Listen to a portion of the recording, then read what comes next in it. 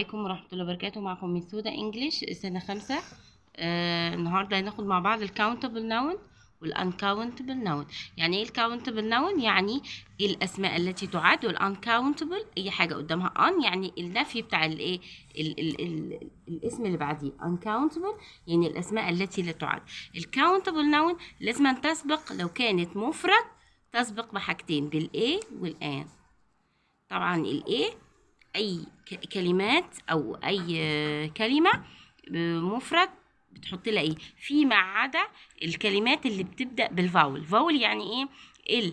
الكلمات اللي بتبدا باي واي، تمام، والاو والاي واليو، احنا بنرمز لها في الفيس ده اي اي اي يو. اي والاي والاي واليو ده الايه؟ ده اسمه الفاول. اي كلمه تبدا بالفاول، يعني مثلا ايه؟ ان ايس كريم. ليه بنقول ان ايس كريم؟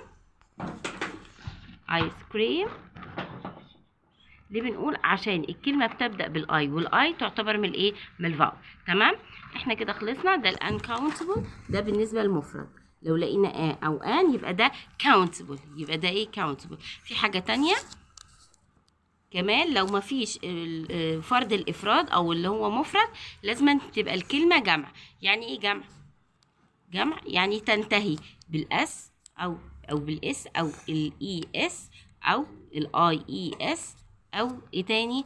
الفي اي اس، او تكون جمع شاذ. جمع شاذ يعني هنبتدي بيه دلوقتي.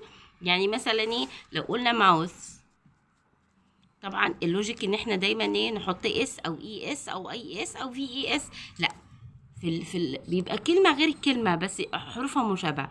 يعني ماوس جمعها ايه؟ مايس. تمام. جمع شاذ مان، الجمع بتاعها من. نفس الحكايه woman جمعها woman. ايه كمان؟ child او chill، اسمها child، جمعها children. ده الجمع الشاذ. هل ده count ولا uncountable؟ ده اسمه countable. اسماء تعد، دي تحط لها a او an. وطبعا في الفرديه دي ان ده جمع شاذ، ده اسمه uncountable، بس ده جمع شاذ. ننتقل لاول حاجه اللي هو الاس. مثلا لو قلنا ايه؟ كارت. كارد اللي هو كارت، جمعها cards. ده كل ده countable هو اللي بيبقى اخره اس، بيبقى اخره حاجه مثلا فرديه في اخرها اي اس. توماتو، توماتو اخرها الجمع بتاعها بيتحط لها اي اس.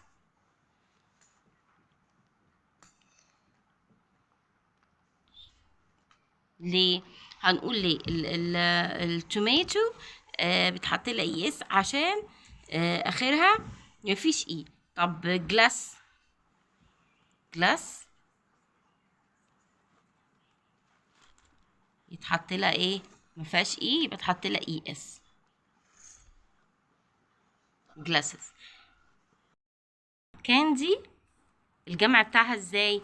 كاندي طالما نبص لو في واي طبعا بنشيلها ونحط اي اي اس. طب امتى؟ في ساعات نحط جنب الواي اس، وساعات نشيل الواي ونحط اي اي اس. نبص للحرف اللي قبلها، لو ما كانش ضمن الفاول اللي احنا رسمناه اي واي، اي واي واي ويو، اللي هي اي واي واي ويو واو، ماشي. لو ما فيهاش فاول على طول بشطب دي وبحط اي اي اس. طب لو كان الحرف اللي قبل الواي فيه فاول، اسمها كان، ده الجمع. شلنا الواي وحطينا ايه؟ اي اي اس، لان اللي قبل الواي مش فيه حرف متحرك. طب امتى بقى نحط الاس جنب الواي؟ لما مثلا بوي تبقى بويز. ليه؟ لان الحرف اللي قبل الواي من ضمن الايه؟ من ضمن الفاول. تمام.